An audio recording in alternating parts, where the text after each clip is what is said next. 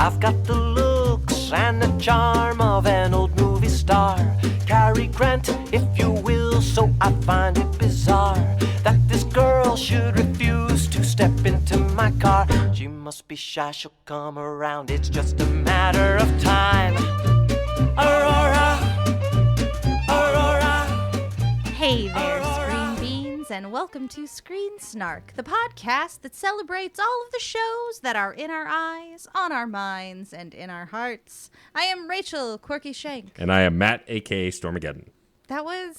I wanted to eat our intro this week. Sure. And that's why it took forever Look, to get through. You should feast. Feast away. It's delicious. I don't What does it often taste make like? What does our intro taste like? Clouds. I didn't know clouds had a taste, but I'm glad to know. A water vapor, I guess.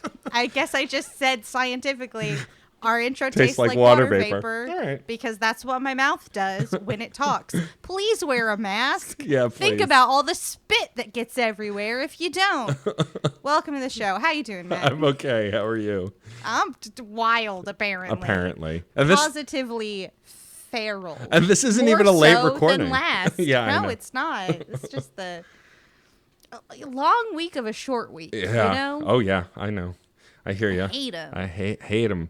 I hate, as much as I dislike working on Mondays, I hate having Mondays off more. I liked having Monday off, but that's because it was my 6-year wedding anniversary with the incredible Sarah Storm. Congrats. Thank you. Whoa. Oh, we should, our guest was very excited He's about pantomiming. anniversaries and stuff. So we should intro our guest. Everyone, please give a warm welcome to our guest, a podcaster from the Recorded Tomorrow podcast and a retired zombie parkour instructor.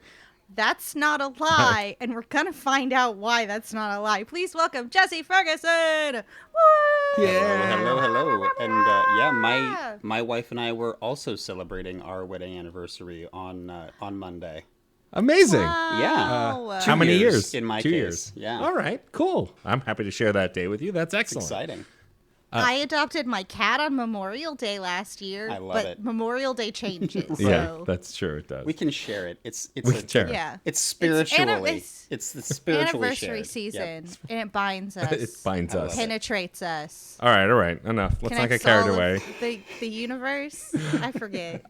Jesse, we are so excited to have you on the show and to talk about Anniversaries all are the stuff that midichlorians. They're- Oh, Jesus. God damn it. You're fired, Rachel. No, you're not fired. I can't Okay, fire bye. you. No, come back. Master Rachel, what are anniversaries? Anniversaries are family. Oh, family. Du jour is love. Oh, somehow we went from Star Wars to the Fast and the Furious, and I'm Right. okay with that. I'm on board. and then just didn't just end it on Josie and the Pussycats. Sure. Because of course. Of Love course. it. Cinema How- history. How very Rachel of you. Yes, exactly. But yes, Jesse, we're very excited to have you. We're Yeah. excited to talk more about your zombie survival parkour instructoring, but that will come later. First, as always, we will talk about the most recent things we watched, and as always, I will continue to go first because we The are only nothing. rule we don't break. Right, the only rule we don't break. Otherwise, we break all the rules Until you break this rule. until we break this one. Which will never happen because I don't want to go first. No, that's why I go first. I think that's pretty much how it started. Is I went first because Rachel didn't want to go first, and so it was. Not even when it's My Hero Academia. Well, Not even. Not because even. then I get to sit and wait And listen and know. and plan. and the audience doesn't know, but I know. Someday I'll bring that show on once I've actually watched it. But today is not that day. Today, though, I am bringing a movie that I decided to rewatch because I watched not that long ago, but actually just wanted to talk about it. And barring our rules, I had to rewatch it. It is a incredible romantic comedy and indie movie that I recently had guests who created it over on my other podcast, CPO The Autographs. It is a movie called We Broke Up. It is a indie romantic comedy starring William Jackson Harper and Aya Cash in the lead roles. It was written by the incredible Laura Jackman and Jeff Rosenberg. If Jeff sounds familiar, it's because he was also one of the assistant directors on The Good Place. Okay. And I recently had both of the writers as guests on CPOV Autographs, and we talked about the movie and all the other stuff they've worked on, and it was a really Nice. fun chat. And because I was thinking about it and I wanted to talk about it, I rewatched it. So We Broke Up is a indie movie that they wrote and that Jeff directed, and it is about a couple who are scheduled to go to Aya Cash is one of the lead, her sister's wedding, and then right beforehand they break up because William Jackson Harper brings up that he wants to marry her, and she vomits on his shoes, and then they break up. And throughout the movie, we find out more details about it, but they decide that they still are going to this wedding because William Jackson Harper's character is best friends with her sister as well, and it's a really close family, and so they're going to try and just pretend to be together to get through this wedding. That and then can't possibly I end love badly. that premise so much. And hijinks ensue, and it's just laugh out loud funny and has such really great heart. And it's a movie that it's the most realistic portrayal of a breakup and romance that I've ever seen. It's really grounded and down to earth, even when it's being really wacky. Aya Cash and William Jackson Harper, of course, are incredible. It's got a really all-star cast. There's so many really great actors and actresses in it. Even like the secondary characters and like the bit parts are really like really well crafted. There's some really great improv moments that we talk a little bit about on the other podcast and how they came to be. But like, it's just a really delightful, fun movie. I think I love it about as much, if not more, than Always Be My Maybe. I think it really it sets the bar for really great comedies and really great movies, and it's something that Rachel and I have talked about on this show a bunch of times with various guests, that it's a really good comedy because it's also serious. It's not a laugh out loud from beginning to end, because a good comedy isn't. A good comedy is just as likely to make you cry as it is to make you laugh. It rides those waves, so you can, like the music of it, of just like they can't all be, you know, like heavy metal screamo all the time. You gotta have like your acoustic ballads to like balance that out, you know. Yeah, absolutely. And I really wanted to talk about it so I could recommend it to everyone. And like of all the casting, so my favorite character in the movie is named Jason. He's played by Tony Calavero, and you learn really early that he's marrying Lori, the main character's sister B, because they met and 2 weeks later they got engaged. Like they met on like a booze cruise and then they just got engaged. And like, I don't want to spoil it because there's some really cool heartfelt moments, but you think that they're going to frame it as like it's a flash in the pan relationship. There's no depth to it, and they don't do that. They use it as an example that there are a variety of ways to fall in love, and that there's not really a right way. And I love that. And also, Tony Calavero just plays like the eager guy, like loves everybody, wants to impress everyone, and he's just so goddamn good at it. He really was a delight and a highlight for me. And then, of course, like I love William Jackson Harper as Doug because I mean, I loved him as Chidi. I love him as an actor. I've recently discovered some of the theater he's done. He's done some really great work right here in New York. And so it's really exciting to see him as not Chidi. Like, it could have been very easy for him to be casted as another neurotic kind of like awkward character, and he absolutely isn't. He's a different character here. It's really just a phenomenal movie. And like, also for me, the thing about the cast is like they have legends in here too that I wasn't expecting. Like Perry Gilpin, most famously known as Roz from Frasier, like is in this as the two lead women's mom. You know, and then there are like Eduardo Franco has a bit part and is great. Like these names in improv and these names in comedy are also spread throughout this movie. It really is just a great and brilliant thing. And if you want to laugh and cry and like get the warm and fuzzies, I highly, highly, highly recommend this movie. I love that. It's amazing. And it is available. It's available, I believe, on Amazon Prime and pretty much anywhere else you can get your movies. Love it. So I know that, Rachel, you don't like to have things thrown at you that you have to watch. You like to ease into the things you want to watch. Yeah, I do. But you always you take me to the proper pulpit when you talk about things. But So, I will say, You know. oh, go ahead, Jesse. Question. You compared it to Always Be My Maybe. Does We Broke Up also feature a sociopathic Keanu Reeves cameo? Because that would seal it. Unfortunately, no. I think having Keanu just do that in Always Be My Maybe makes it very special. Yeah, it absolutely does.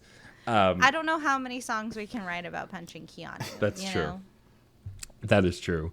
But I think, especially Rachel, because I know you pretty well, I think you'll really enjoy this. But I think what's really great about this movie too, it moves, but it doesn't feel rushed. It doesn't feel slow. Like it also has cast some really attractive humans that are very easy to look at, which is also really fun. Playing like these roles where they're meant to be attractive, like it's part of the gag. Say, while you were listing all the things that are great about William Jackson Harper, he is also very hot. Yes, very yes, correct. Okay. And Aya Cash is no slouch either. Yeah. But yeah, so I think that if you're looking for a romantic comedy and something that you can really enjoy, either with a partner or on your own, I think it's a really fun movie that if you've been in a relationship, regardless of the kind of relationship, I think you'll find things to relate to in this movie. Like there are some bickering moments. Relationship. Right. Like hey, you ever looked at a person that wasn't you in the mirror?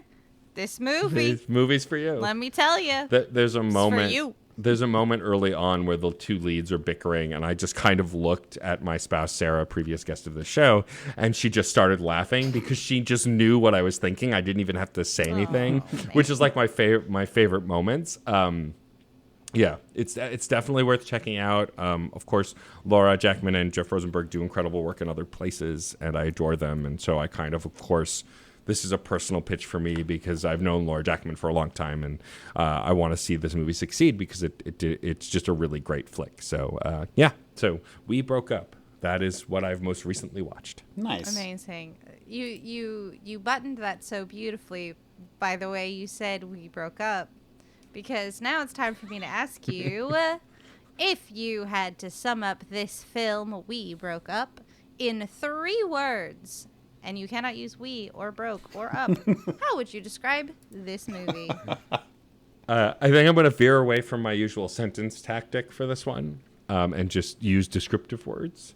Yeah, get in it. Play in the space, man. Play with me.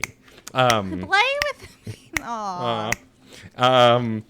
So I would say hilarious, sincere, and real. Hilarious, sincere, and real. I like it. Excellent. Listen, it sounds like a good premise. Sounds like a great premise. Good folk in it. I love it. I love comedies that take place in and around weddings. Yeah. Oh yeah, and this one's wacky. It's such a good place to be for this kind of garbage. Yeah, you know? Absolutely. That was one of the strengths of Palm Springs. Absolutely. I loved Palm Springs, but like that movie works because the loop is at a wedding, right? And like it just gets better and better. Oh, I need to rewatch that movie too. That's such a good movie. Same. Anyway, enough about me and my bullshit. Rachel, I love your bullshit. I know you do. Rachel, what is the most recent thing you have watched? Ooh, the most recent thing that I have watched is pretty spectacular. I do want to divert real quick and go behind the scenes and say this recording was to happen on another day. And when we were going into that other day that we had to reschedule, I did watch The Court Jester, which is a Danny Kaye comedy with the music, and it fucking rips. Wow. And you need to drop what you are doing and go watch that because it is just like fantastical medieval England. Everyone's wearing like the brightest pastel colors you have ever seen. Oh, I'm so sorry. Danny Kaye is just given so much farce shit to do. It's like put a hat on a hat on a hat and it works. It's amazing. Amazing. I will just one spoiler to give you an idea of the kind of shenanigans. Lightning strikes a suit of armor and it becomes magnetic. Nice. Please watch this movie. Tell me all your thoughts on it. Rachel recommends. Excellent. Thank Now- you, Matt now Young, I'm for that sad. song. Thank you, Sorry. Matt Young. Oh, I could have gone on for days about the court jester. I'm so sorry. It was very good. That was all my fault. The reschedule was. Danny Kaye Yeah. sings over the credits about how it's a movie, and here are all the actors in the movie. Amazing. Oh, it's so That good. is excellent. Glynis Johns is looking like, oh my, she's got like this Robin Hood look, and then she's like in her princess look, and I just can't with you, Glynis Johns. You stop it. That was what I was into, but instead I can't not talk about this because the internet is a buzz about it and has been forever. Everyone has said, you need to watch this show. You need to watch this show. Rachel, you need to watch this show. And much like Beetlejuice, someone tells me a third time and I appear watching that show. And that show is Ted Lasso. Oh, I still haven't seen it, but I've heard great things. How is it? I have thrown my arms in the air. Like you when I just don't said care. Tim Lasso. Tim Lasso. Timmy Lasso. It's okay. He does get called that in the show. Oh, does he? Tim Lasso Ted is, Lasso. is Ted's less funny cousin. Yeah, obviously. Oh, my glorb. All y'all out there in this world who told me to watch Ted Lasso, this is the one time that I'm gonna be like, I'm glad you insisted that I watch this show. I'm guessing it was fantastic. It was absolutely brilliant.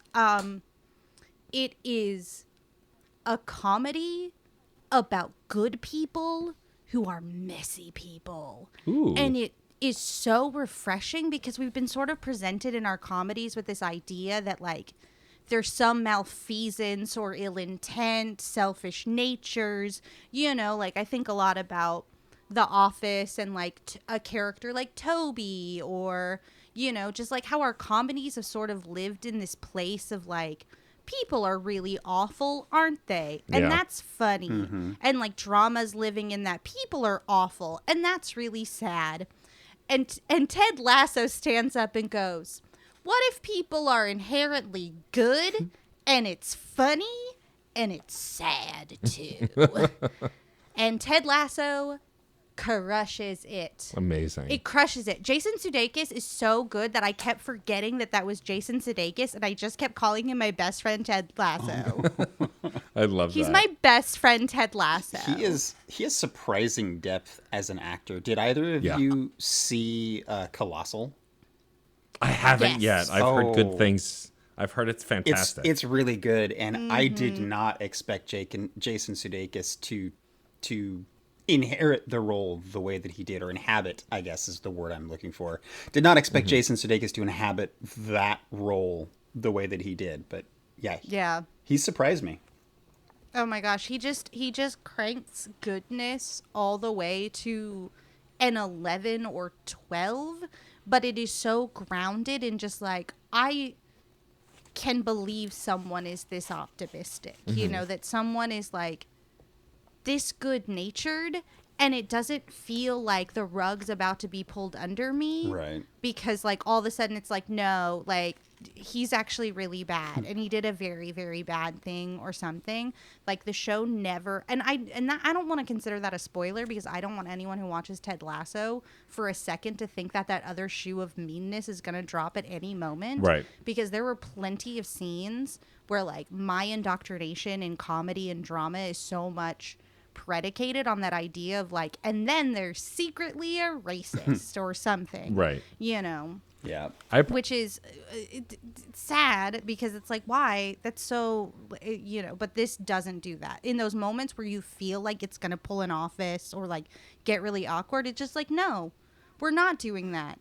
Like, stuff's going to be hard and like bad shit's going to happen, but we're not ever going to pull the rug out from under you and go, no. And they were just, if anything, like the people that are kind of mustache twistingly evil you kind of sympathize, you know? It's a beautiful piece. Oh my God, I loved it. This is on awesome. Apple TV, right? Yes. This is on Apple TV. I need to get Apple TV.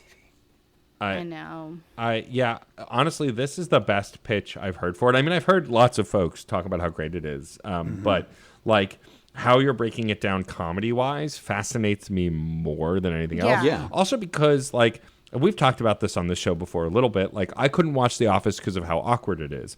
I struggled with the first season of Parks and Rec for the same reason, but then once it became about an optimistic woman legitimately trying to change the world one park at a time, then I loved the show. And so, like, Ted Lasso sounds like it's a similar thing of just a good person trying to do good, even though good things don't always happen. And I love that pitch. And it extends to every character, like even characters that you meet who you think are just going to be like this big bad.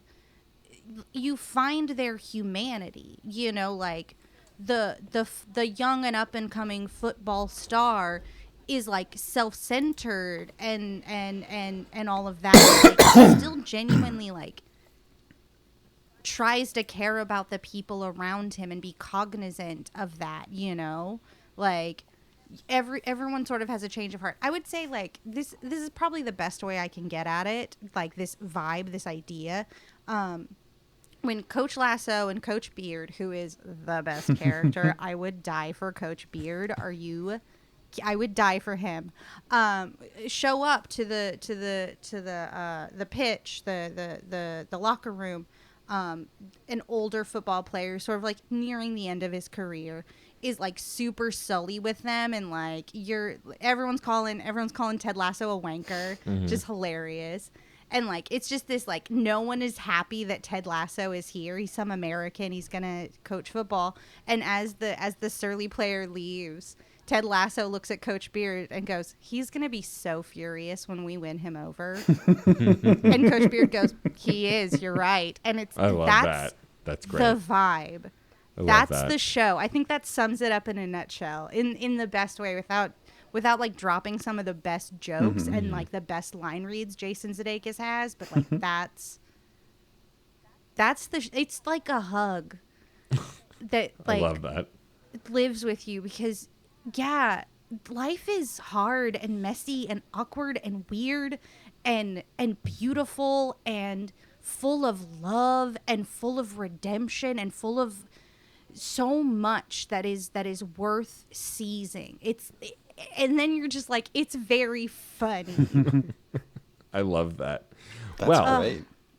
It lit me up, y'all. Well, if you had to now, Rachel, the question of questions, if you had to sum up Ted Lasso without using that man's name, the words Ted or Lasso, and I suppose also the object lasso, both words not allowed, how would you sum up Ted Lasso in just 3 words? Transcendent human comedy. Love that. Well said. Yeah. Excellent. Wow. Also, if any of you folks out there watch the show Slings and Arrows, the Canadian comedy about the theater festival where they do Shakespeare, same vibes. Also that. Interesting. Less ghosts, but not few less ghosts. Okay. All right. Hey. All right. Interesting. All right. Please watch Ted Lasso. I can't believe I'm this person now. You are. I do not enjoy this position, but and yet there you are. And yet I just want you all to feel the kind of love that I felt watching Ted Lasso. That is all. All right. Well, I guess I know what I have to do next. Yeah. But not right now. Right now, we're going to turn to our incredible guest, Jesse Ferguson. Yeah, Jesse. Jesse, what is the most recent thing you have watched? So I gave you so much time. I have to watched think on it. a couple of things recently, and I'm not sure which is the most appropriate to talk about. I just finished. I'll try to be cryptic before while we decide. So I finished a TV series that, much like Rachel's, was recommended to me by many people, and finally watched it, and it was great, and actually has a lot in common with the sort of descriptions that Rachel's using to describe Ted Lasso. I also just watched a movie that it's an older movie that I did not like when I watched it the first time, and have surprisingly come around to a lot more than I expected to. And then I saw a movie in the theater, I saw a movie in the theater. Wow. I have yet to get to do that. That's excellent. Same. I mean, I think you could go with any of those. I think what's the one that you want more to share with the audience? What's the one you were most excited about? Okay. So I'll briefly just mention the other two. So the show I watched was Letterkenny. Oh, I've been hearing about that for ages. Which was previous guest of the show, the Incredible Opera Geek, brought Letterkenny on. And then I watched it, and it's great, because of that episode, and it rips. And it's very similar. Like, it has a lot in common, where it's like these people have rivalry. It's this small town in Canada, and there are different sects and different cliques, and people have rivalries, and people don't like each other. But at their core, they're all kind of just good people, and they're interacting in different ways, and there are alliances and rivalries and things like that. But it's great. So the movie I saw in the theater was The Quiet Place 2, which cool. was phenomenal. Really, really enjoyed it. I have a question about The Quiet Place 2. Could I sneak a sandwich into the theater to watch it? Are there enough loud sequences? Because I made that mistake with the first Quiet Place and did not get to eat my bodega sandwich, and I would just like to know for next time. I will say probably, as long as the sandwich doesn't have, like, lettuce on it. Okay, cool. But like crinkly paper wrapped from bodega. If you're careful, yeah. If you're cool. I am quite careful. Okay. I have yet to have been caught. That was a joke, theater cops. I don't endorse sneaking food into theaters as a rule, but that's just because I used to work at one, and I know a little bit about how the ins and outs work, and it feels like a betrayal to me. But I'm not going to poo-poo on I always anybody pick up else. my garbage. Like, if you're going to bring your garbage in, take your garbage out. Absolutely. Sure. I would never. No, my issue with it is that the theaters don't make any money off the tickets. They make all their money off concessions. So sneaking food in is kind of like, it feels like a slap in the face to me. And, I get it. But anyway. I get it. Then I counter theaters. Make better food. I mean, that's also true. Yeah. I keep thinking about this, though, not to derail us entirely, but I think you're going to derail us entirely. Of theaters is to go more in that sort of Nighthawk. Yeah, absolutely. Alamo that's Draft House. Right. Because, it's an experience. It's an experience. And if I could eat a delicious bacon, egg, and cheese while watching A Quiet Place 2 without breaking some law, I would. I mean, the fancy theaters at our place, where I live in Vancouver, Washington, they're AMC's now. They used to be Cinetopia, and they had it's not as good now because it's quarantine, so they can't really do the whole big open kitchen and everything. But back in the before times, you could get pizza, you could get pasta, you could get fries and a burger, or chicken, and it was an experience. You could have beer, and you probably can still have beer, but you can if you're smart. But it was great, yeah, and I agree completely. That's the direction that I expect the theaters will move toward, because it's going to become more of a boutique experience, just because the model has sort of shifted a bit, and we're I don't see the day and date streaming thing going away. No, for sure not.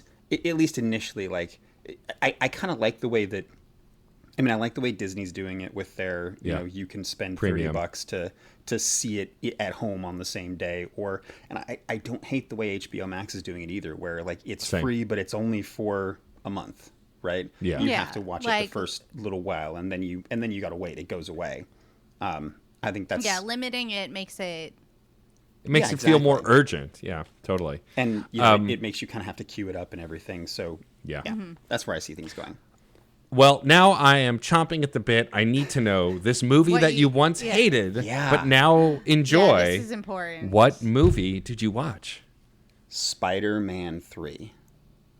Interesting. Yeah. Okay. I'm Tell ready me to about hear this. it. As a diehard Venom fan who unironically loves the new Venom movie, that's where most of my grievances with that movie. But I'll admit, I haven't watched it since I first saw it, like you. Yeah. So I'm And curious. I would also like to admit my biases that the internet taught me to hate Schumacher's Batman, and I wonder if the internet taught me to hate Spider-Man. It's possible. That's entirely possible, yeah. So I have not seen this movie since I saw it in the theaters, you know, Same. 10, 15 years ago, however long long ago that was. Probably It's older. longer. It's longer than that It's because, longer. oh my It's God, I have an longer. 18-year-old Yeah. daughter, and this was before her. So, I think so. yeah. Yeah. Anyway. We're old. It's fine. It's fine. We're We're all old. fine. We're It's older. fine. We're older than all of the dogs that have ever Live. Don't do existed on this that. planet. Don't do Wow. that. God damn Wow. it, Rachel. The worst. Every time. Every time. Every time we get near it, I retweet. Yeah. Was it Meg who did that to us? Was it Meg who brought that to us? I can't recall. I can't but recall, they're- I feel they're like. low key my hero. Anyway. whoever they are. 'Cause I Anyway. think about it So all what the is this? time. No, back up. Explain this to me. Well, that you and Matt and I are older than every dog on the planet. Any dog that is older than us isn't on this planet anymore. Yeah. Dogs don't live long enough to Dogs have don't outlived live past like 30. Oh, yeah. Okay. So once you're in your 30s, you're older than every dog that's ever lived. Yeah, Wow. and our guest said the oldest cat was like 31. Oh, Yeah. wow. So Yeah. Jeez. Anyway, now that we're all Anyway. depressed, think about tell it. We're us all about super Spider-Man 3. So when I Time is ephemeral, and that's a beautiful thing. it is a lake. We Yeah. asked. Sometimes It's a lake. is important. Time is a lake. to contemplate Time is a lake. our mortality Right. on a podcast. You know. So Spider-Man 3, when I saw this, however the hell long ago it was, I hated it. And I Same. think, Yeah. it was, part of it is that I was, you know, either a late teen, early 20s. Again, I don't remember how long ago this was. We'll probably have to look it up at some point. But I was that general age. Early 20s is basically teenager anyway. And it was like, it took, in my mind, it felt like it was, I was also kind of just getting into, like, just growing into the mindset where I could analyze and criticize movies, as opposed to just, Yeah. wow, that was really fun and I loved it and I don't care. Yeah.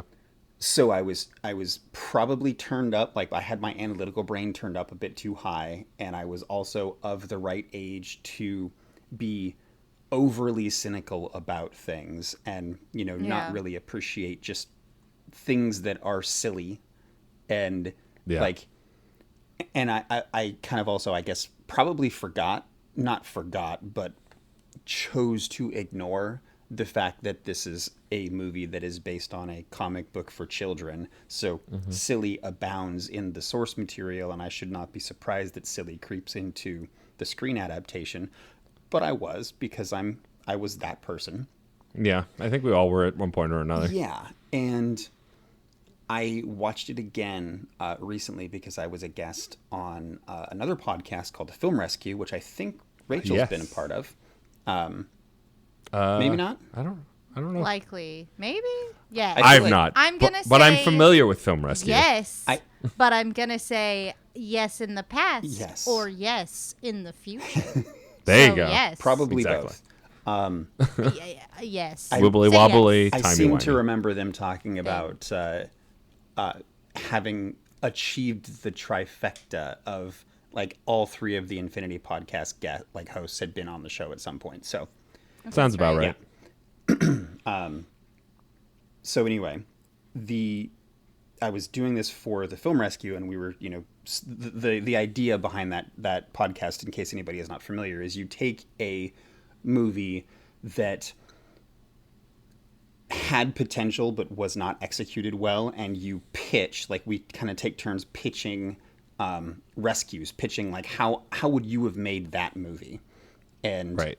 So we went on to do Spider-Man 3, and I rewatching it as a, you know, person who is nearly 40 with children, and whose appreciation for film and for silliness has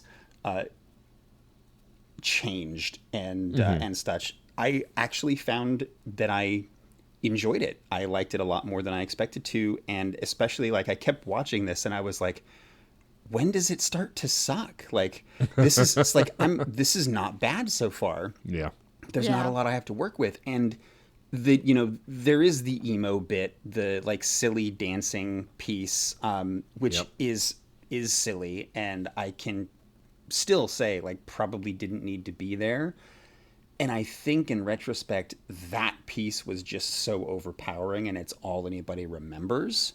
Like, you don't think... Because it was memed to death. Because it was memed to death, yeah. And this, like, even before memes were a thing, or before they had... Yeah, but, like, the idea went around real bad. Like, it was a pre-internet meme. Yeah, people, totally. Like, I didn't remember the fact that using Harry's amnesia to kind of turn him around and kind of take him from a weirdly psychotic bad guy into a pseudo good guy.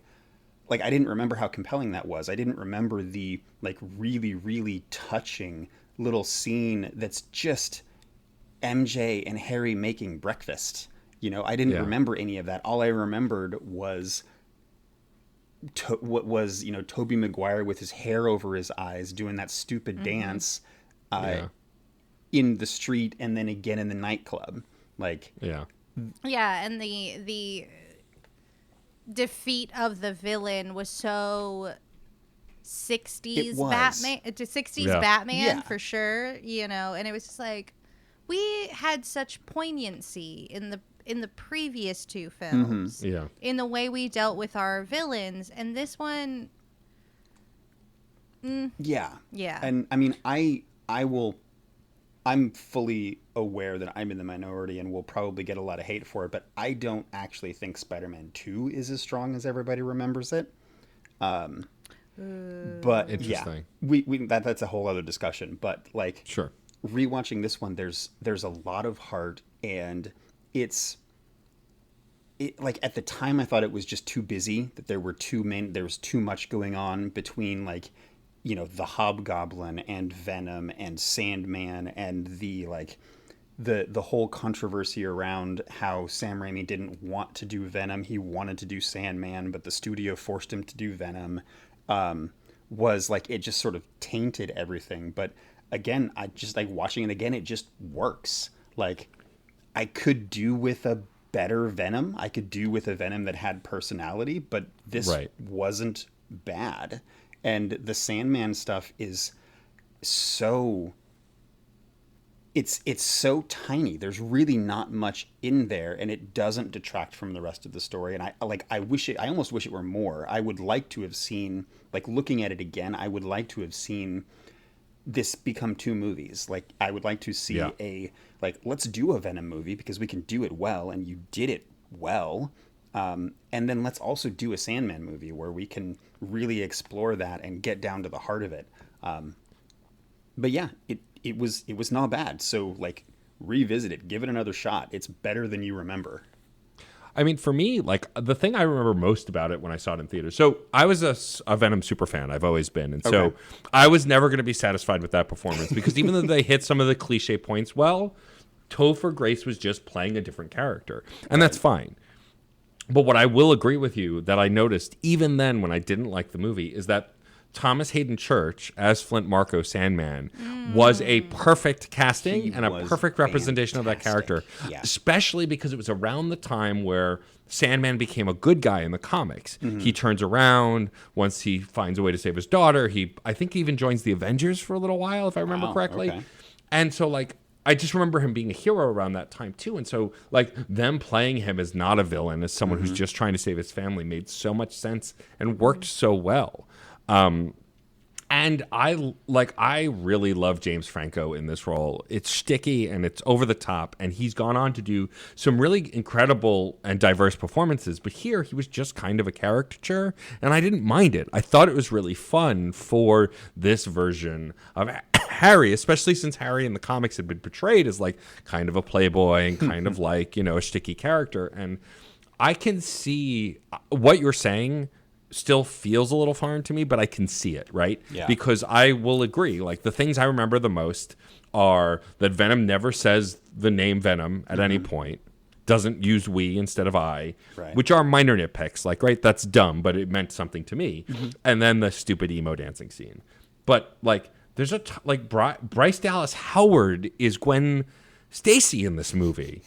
It's wild to look wild. back on that. It's especially wild if you stop to and like, this is just a silly thing that I noticed this time through, but like, Bryce Dallas Howard is a natural redhead that they bleached her hair blonde so she could play Gwen Stacy. And Kristen Dunst is a natural blonde who had her who they dyed her hair red so that she could play MJ. It's wild. But like, I can see what you're saying. And like, I have also, and Rachel and I have talked about this on the show before, not like, just because a movie was bad doesn't mean you're not allowed to enjoy it. And like, it's pretty common for me to go back and rewatch stuff and be like, oh, that's not as bad as I remember. Like, I've gone on record and saying I still think The Phantom Menace is a sloppy mess, but I also don't think it's as bad as people made it out to be. That pod racing scene? Awesome. Whipped. Duel of the Fates is one of the best songs in the Star Wars canon. Sure. Period. Maul was a very strong character. Yes. That's another one of those that just, like, there are things that I don't like about it, but most of my complaints about Phantom Menace are essentially just missed potential. Like, it could have been so much more, but that doesn't mean what it was is inherently not worth anything. Yeah, and I feel like Spider-Man 3 is the same. I think, regardless of how you feel about the first and second ones, they were not just good comic book movies, but between Willem Dafoe's portrayal of the Green Goblin and like the mirror scene, and then like the whole finale with Alfred Molina as Doc Ock, like, those are powerful acting scenes and cinematic moments that the third movie didn't really have. Like, Flint Marko, like, the moment where he becomes the Sandman is also another one of those kinds of sad scenes. Like, it's created in the same way, but it's in the middle of a goofy ass movie that didn't have a solid tone. Whereas I think the first two movies, while had goofy moments, were pretty serious throughout. The third one was just all over the place. Yeah. And I think that inconsistency is what really turned people off. That's just my 2 cents. I don't disagree. Who's that creator that always says the phrase, "You didn't notice, but your brain did"? Oh, I don't know that. It sounds familiar, but I don't know. The internet's screaming at me about totally. it. At me about it. Who says that?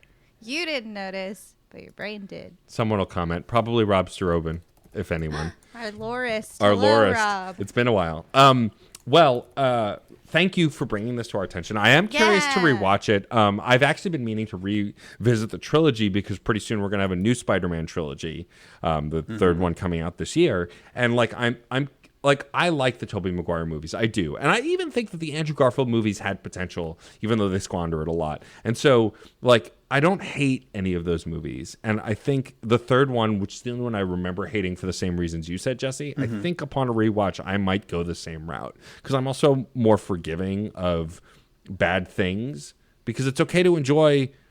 It's okay for things to be fine. If it's a fine movie, it's okay. Yeah. Like, things don't have to be great. They can be. Yeah. And some things should be, but everything doesn't have to be. Also important to remember, weed is legal in New York now. So yeah, that's true. That might also help. At it, my baby. So it sounds like that might have been Plinkett, who said you didn't notice, but your brain did. Oh yes, Plinkett reviews. Thank you. All the references I'm seeing on the internet are to Red Letter Media. So thank you. It's a good catchphrase. It's a good catchphrase. And that's all I'll say. Also, I should point out that this movie came out in 2007, and we can all feel pretty old in this moment, now that we know that. And with that revelation, Jesse Ferguson. Yes. If you had to sum up Spider-Man 3 in just 3 words, and none of those words could be Spider-Man or 3, what 3 words would you use to describe it? I think I would probably use the same words I've already said, which is not so bad. Not so bad. Well said. Excellent. Also, Matt, Spider-Man's a hyphenate. All right, you know what? Actually, Yeah, but they can also be words. You know what? You know what? I would have accepted Friendly neighborhood movie. There you go. Man as spider. Man as spider. There you go. It's just different. They're different words. Spider. He's guy. Well, awesome. Well, Jesse, I'm so excited to have you here. Let's start. Yeah. Why don't you tell folks, because we haven't done this in a while with the guests, why don't you just tell folks a little bit about yourself, what you do and what you work on, where they may know you from. Sure. Yeah. Well, I'm Jesse, and the only thing that you'll know me from recently, because my podcast is kind of on hiatus, but recently I've basically just been a guest on a bunch of other people's podcasts. I've done making the rounds. Yeah, I've done a lot on. We talked about Film Rescue already. I am about to go back on to Comics Quest with everybody's favorite friend of the show, JD. Yeah, friend of all podcasts. Friend of Martin. all pods. Yep, I'm a pretty frequent guest on the School of Movies podcast, which is a deeply analytical one. Pretty much anytime they have anything to do with time travel, they have me come on to talk about. We just did a episode on About Time with Donald Gleason and Rachel McAdams, which if you have not seen it, it is phenomenal, and I highly recommend it. Let's see here. Actually, I consulted with Alex, the host of that one, on a book he wrote, which was cool, called Back in Time and Space.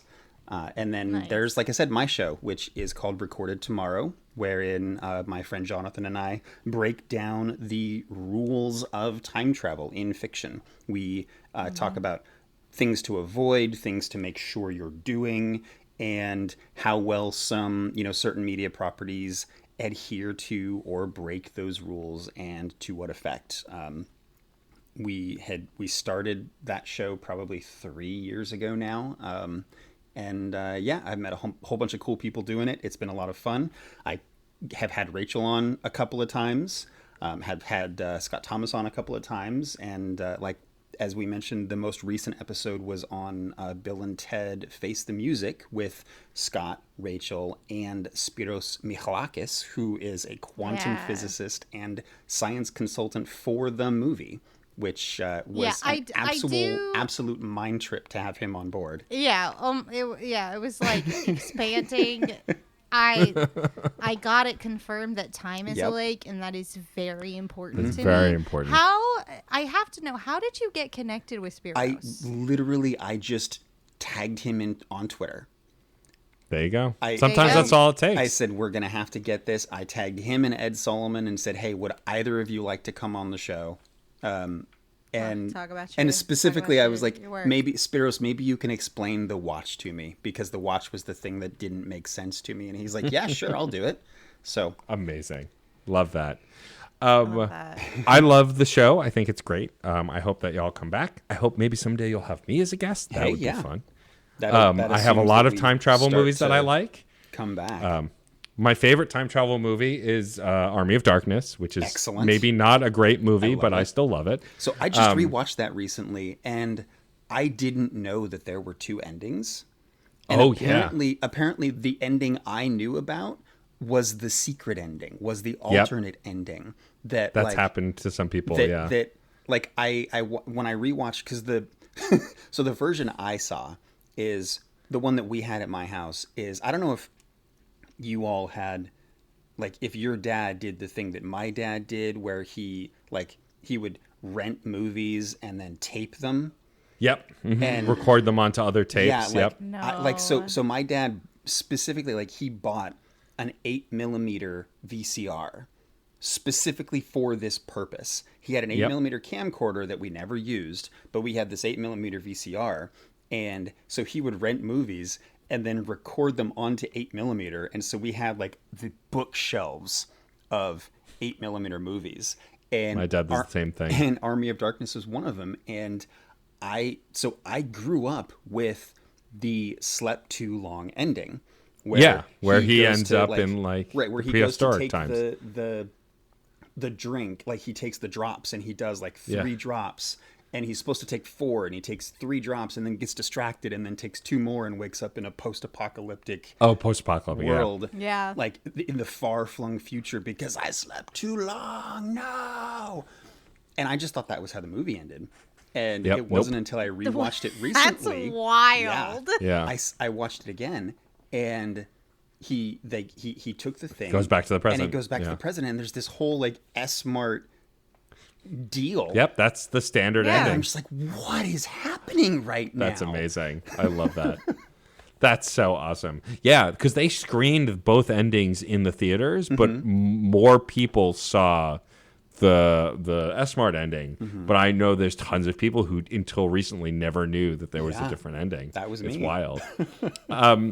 While we're talking about zombies and deadites, I have to ask, what does retired the question- zombie survival parkour instructor mean? It means... Did I call you a zombie parkour instructor? I don't remember. I think you got it right. I think I don't know. You got it right in the beginning. Oh, I did. Okay, cool. I think so. Because zombie parkour instructor, also vastly interesting. Yeah. But tell us how you jumped on things to avoid zombies. Exactly. So I got into parkour when I was about 25. I was in college, and this was like, I don't know, this is like 2007.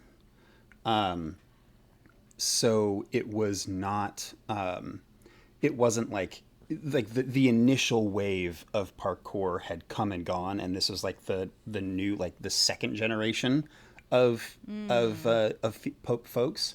And I got into it at that time, and there was a gym. There was actually like a parkour gym in Beaverton, which is near Portland where I lived. And it was one of the first, if not the first, dedicated parkour gyms in the country. And it was called Revolution Parkour. It's good stuff. And I went there, and I spent a lot of time there, and ended up getting onto an exhibition team. And like we would go around, and we would like we would go to parks and like perform at events, and we would do the like vaults and everything. And this was right around the time that The Walking Dead came out, and I capitalized on that, and I started teaching. Like a lot of us in the group would like teach workshops and would do classes and stuff. And I started, not to be confused with the group from The Walking Dead. Yes, your parkour our group. parkour group. Yes, Wink. And I started teaching workshops on like, of all of the different like parkour moves that we would do, which ones would be viable and valuable in the zombie apocalypse, and which ones would be more valuable than others. And like, and it was a lot of fun. We did that like, I think for two summers, we would hold workshops like once a month or so. And it was a blast. And then I retired from parkour because I got old and fat and stopped doing it. But it was great. I love that. That's really wild. That. I love that we live in a world where we can kind of create our own jobs sometimes. Yeah. Like two assholes talking into a microphone as a gig. Like, wait, this is our job? Where's my money? Yeah. Mm-hmm. Sorry, I'm sorry. I can't afford to pay me, so I can't afford to pay you. No, this is our fun. Yeah. This is our fun. This is how we do. It's how we do. So I do have to wonder, Jesse. Yes. You've sat and you've thought up, what if parkour, but for zombies, and you've also thought, what if podcast, but time travel. Okay. I must know, what else you contemplating in that noggin of yours, in that brilliant little baby mind of yours? Oh, jeez. Well, right now, like lately, the most like all I really contemplate is like as I'm driving around, I start thinking like, could I fly my drone there? Because I just got an FPV drone, and it's so much fun. These are the important questions. Yeah, got it. Yeah. How to survive a zombie apocalypse? Can I fly my drone? What is the fundamentals of time travel? And can I fly my drone? Can I fly my drone? Yeah. Yep. Love True it. story. The key to life. I'm curious. So, how did you become like the go-to time travel guy? Where does that stem from for those who may not know? So it started with Portland is weird. Let's put that out there. Portland is weird, and there was a game store, your friendly local game store in Portland, still there. Ours is called Guardian Games, and it's wonderful. If you're ever in Portland, I highly recommend you check it out. And I used to volunteer as a DM for our we would have a weekly D&D games, and there were a whole bunch of them, a whole bunch of DMs, a whole bunch of people would come, and every Wednesday we would run D&D for people, could just show up and play D&D. And through that, I ended up making friends with a bunch of people in the organizer space. And one of them, whom I have fallen out of touch with and don't even remember his name now, I apologize, but he put on a pseudo TED conference at Guardian Games, but it was about gaming. So it was essentially, I don't remember what we called it, but it was essentially like a TED Talk, and you would have speakers come up and give presentations that were all gaming focused. And he asked me to do one, and I couldn't think, I was having some trouble coming up with what to do, and I ended up settling on how video games handle time travel. And it was a whole bunch of fun, and I really enjoyed it, and it was very well received. And so I kind of went down a rabbit hole there, and that was probably 10 years ago now that happened. And so I just kind of started doing some more research, and was never really sure what I wanted to do with that, because it became an interest and something that I sort of accidentally became really knowledgeable. Something I accidentally became really knowledgeable about. I'm going to get that eventually. And didn't know what to do with it. So at first I was going to try to write a book, but I didn't want to write a book without any other accolades, because it's here's this dumbass who wrote a book, who gives a shit. So I was going to make it like a web series, extra credits. But then I remembered that I can't draw, or I can draw, but it just takes me forever, so I can't do animation.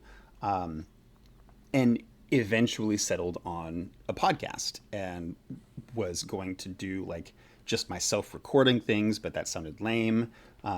Was going to try to have, at one point I was going to have my then girlfriend, now wife, come on with me, be the co-host, and kind of ask questions and answer things, but that sounded a bit too mansplainy, and eventually settled on I discovered that one of my longtime friends, Jonathan, was also very passionate about time travel, and it just kind of clicked, and it was hey, let's do this thing. And that was where it started. We started recording in about January of 2017, which was a very, very dark time, and banked several episodes. Didn't actually start publishing any until 2018.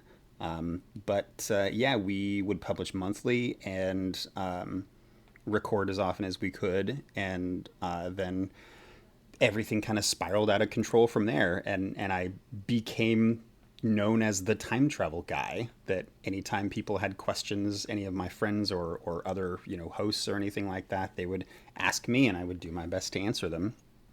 And here we are. I love that about the internet age, that you can have a brand, so to speak. And obviously, right, realistically and unironically, Rachel and I do have brands, things that we work on, but also, with a sense of minor irony, I'm the Mass Effect guy. I'm so passionate about the Mass Effect games, and I have a Mass Effect podcast, and so on Twitter I'm known as the Mass Effect guy. Nice. And I and so I like how that kind of stuff can kind of spearhead interests that become actual things. Yeah, it's this weird sort of idea that always happens in, especially sitcoms, where characters become identifiable by something, and it's just amplified and amplified and amplified until you're just like at a fever pitch. But like it happens to people sometimes that are like Matt and I, terminally online. Terminally, constantly and forever. Yeah, just like, hello, hair and communism. I'm your person. Yeah, pretty much. And also anime. And also anime. And I guess anime now, which anime. I didn't even mean to. I don't watch enough anime we never mean to. Anime, but like here we are. Everyone's bullshitting at the wine tasting. It's been really funny because like I've met a bunch of people who have now become really close friends through being the time travel guy. Like I love that. Yeah, like Seth Decker, the gentleman who runs the Film Rescue show, he just reached out, much like I just reached out to Sparrows. He reached out to me on Twitter and said, "Hey, I've got this show. I really love your show. Would you like to come on?" And Jonathan and I ended up going on his show and rescuing Back to the Future 2, and to stay on brand. And and then we just kind of, and now like we're really good friends, and like he's coming out to the West Coast this summer and is going to stay at my house, Oh, cool. And I love that. Chris Chipman the same way, Scott Thomas and I Rachel. I love Chris Chipman. Yeah. Like I was on his show ages ago. He's great. It's all Scott Thomas and I owe you some game time. Yeah. Oh, who some game time? Oh, Matt some game time, or me some game time? No, you. Some game time. Because I can't. Because you cannot. We are asleep. I cannot get you to. Yeah, it's because you're on the wrong coast. I keep trying to get them to be like, "Hey, let's play some Among Us. We're gonna play Among Us on Friday. You want to come?" I'm like, yeah, if I'm still awake. In quarantine, Jesse is the only person who slides into my DMs after like 11 p.m. How you doing? Well, maybe I can get him to start sliding into mine. Hey, you feeling little sus? Well, one day. I'll work on it. I'll drink a lot of coffee and I'll come play. Well, I know that now I need to buddy up to Jesse to see if he can get me an in at Film Rescue, because I've been a fan for a while and I'd love to be on that show. Sure. So we'll have to chat. But I want to ask some time travel questions now before we wrap up. First, good. First, let's talk about movies. Your favorite time travel movie and your least favorite time travel movie. Okay, wow. Hard hitting. Let's see here.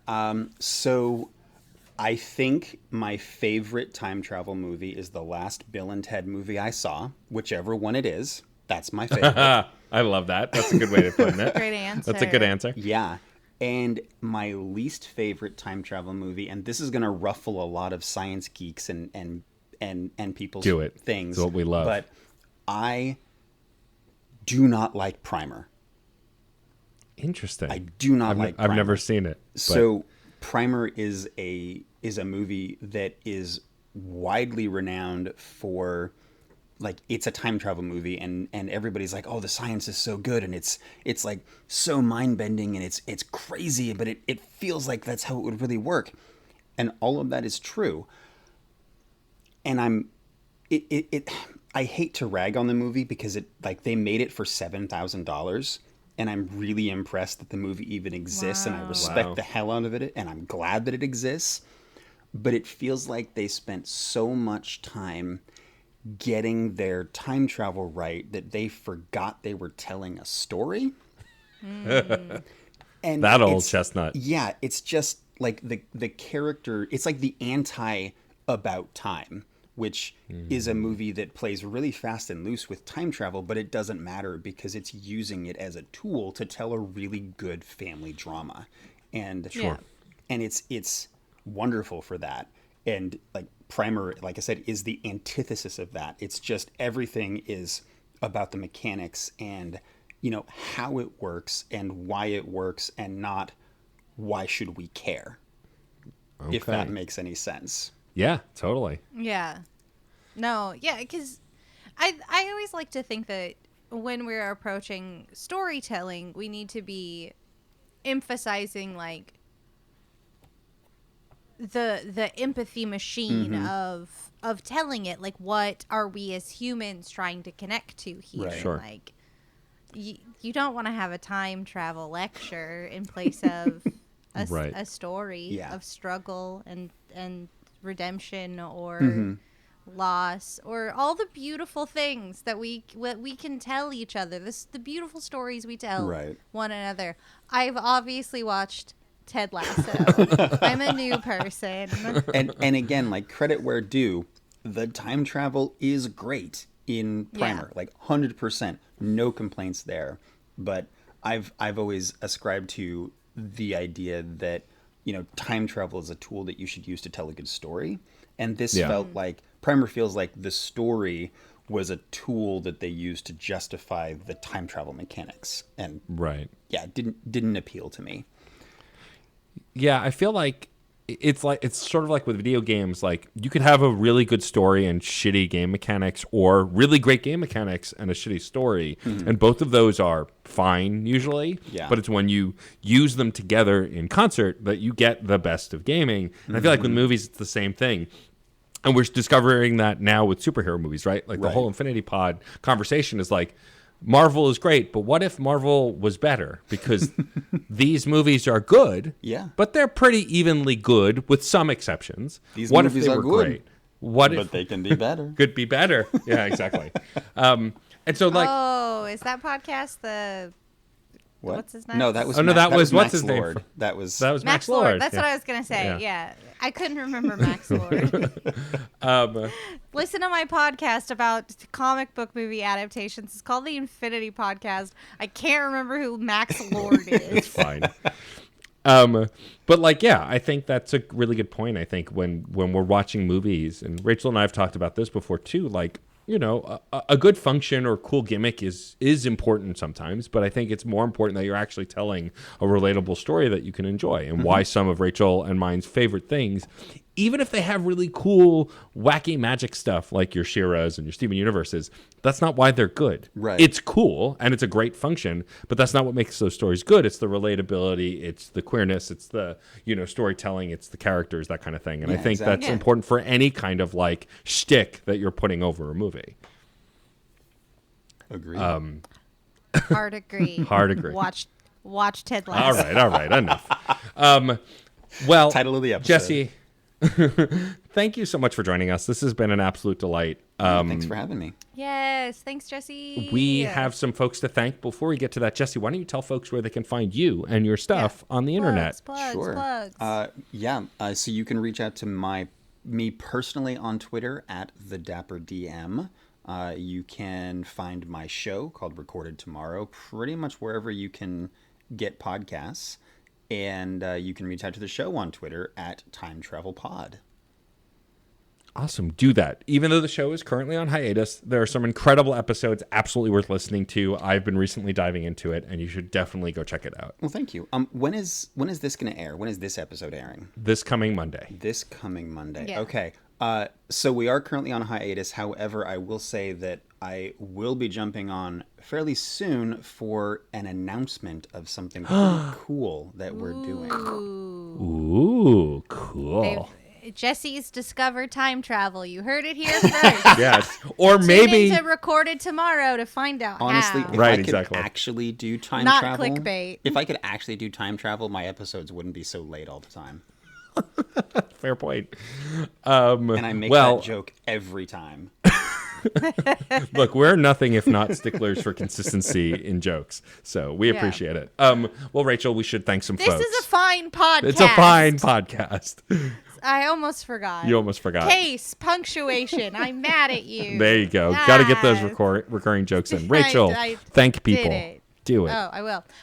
Thank you so much to John Presnell for the use of the song Aurora off the album Fair Game featuring Stefan Rempel. Also, thank you to the incredible Katie Bugg, who designed our awesome show art. Yes, and thank you to the Certain Point of View Podcast Network. You know why. I'm not going to say it. Fine, I'll say it. Jokes. Thanks for not firing us again. Glad to still be part of the network. I'm knocking them all out right at the end. Got to do it. Got to get them in. You can go to certainpov.com to find a ton of podcasts, each with a unique point of view. You can also go to certainpov.com to join our Discord server. We have reorganized it recently. We have it separated by categories for TV, movies, video games, comic books, all sorts of stuff. It's almost like we've made a podcast fusion of our Discord. Yeah. If you go there, you're gonna run into the other podcasts. Now you can't avoid them. Can't avoid them. We're all together now. We're all smushed. We're all smushed. We're all smushed. I love being smushed. Like a Ted Lasso in a certain hug. point of view. Like a Ted Lasso hug. Way to bring it back. Well played. Yeah. Also, if you can spare us the time, please go to your podcatcher of choice and write us a rating and a review. It helps folks. Smush that review button. It helps folks find the show, and we really appreciate it. Also, if you want to reach us, we are screen_snark on Twitter, and we are screensnarkpod@gmail.com if you'd like to send us a missive. Yeah, and don't worry, listeners. I hate myself, too, for that last smush comment. Do you, though? It's fine. I do. A little, but I'm proud of it.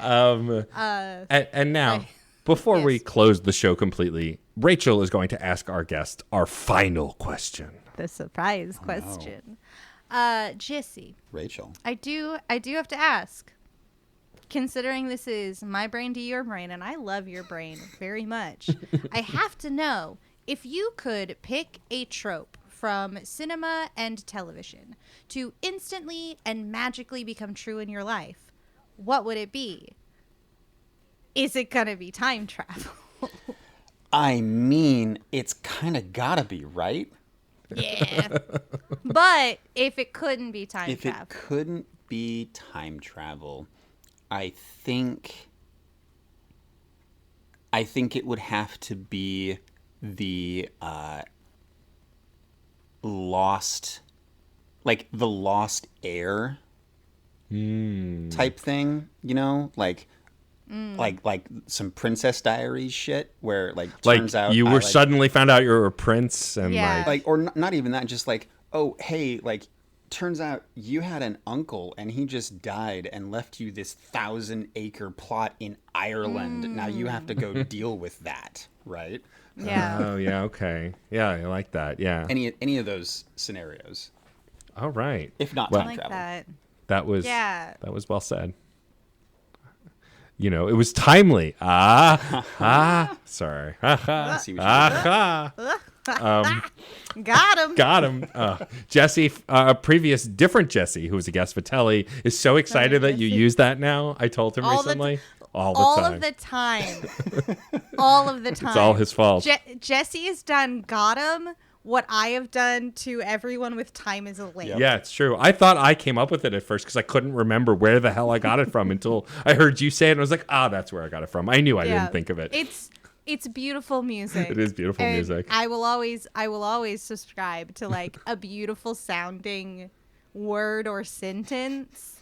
My new word right now is frippin'. I just really want to say frippin' all the time. Frippin'.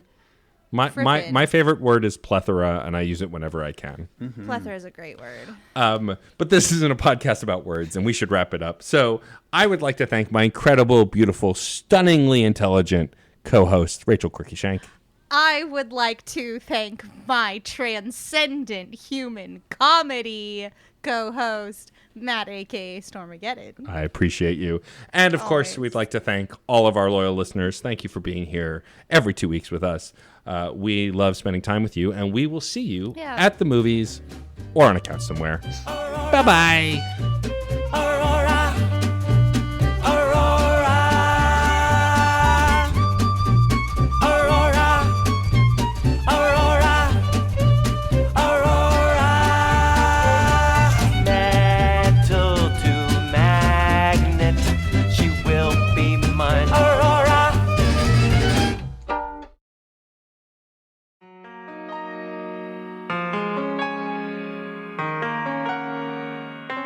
Nostalgia is one of the strongest forces in the human psyche and is responsible for the continued existence of some of our favorite fandoms. From the minds behind the Dole Up in Dreams podcast and Isolation Cast Voices from Quarantine, Saturday Morning Confidential takes you on a deep dive into the properties that helped influence the artists and creators of today. So whether you are a Goonie, a Gem Girl, a Digi-Destined, or you just want to return to Oz, New episodes release on Fridays bi-weekly starting January 1st of 2021. And join us on the Wednesdays after the main show for the Serial Killer Radio Hour, where we sit down with the people responsible for the toys, shows, and fandoms that you love. Now you can find Saturday Morning Confidential at certainpov.com/SMCpod or on your favorite podcast platforms. So don't forget to tune in for another deep dive into the files of Saturday Morning Confidential.